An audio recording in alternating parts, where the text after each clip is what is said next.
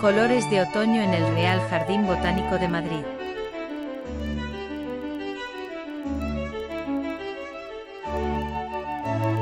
En otoño los árboles comienzan a cambiar el color de sus hojas y poco a poco van perdiéndolas, creando un espléndido escenario natural de coloridas alfombras de hojas secas, donde los colores predominantes son los amarillos, rojizos y ocres.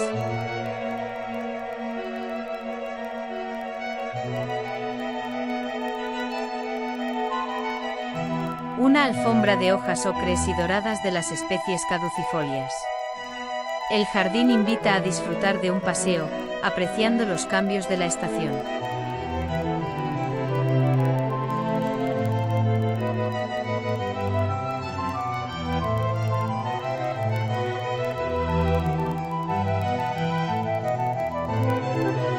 El otoño es una segunda primavera donde cada hoja es una flor.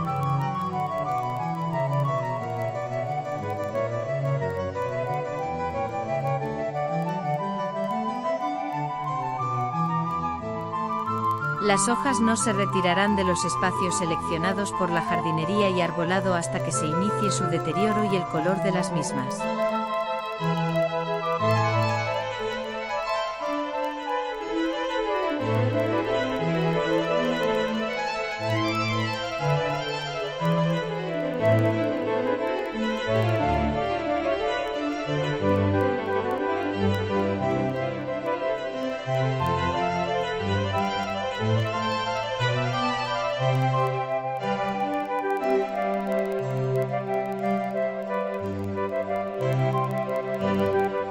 El Jardín Botánico de Madrid alberga una valiosa colección de árboles, muchos de ellos centenarios y de gran singularidad.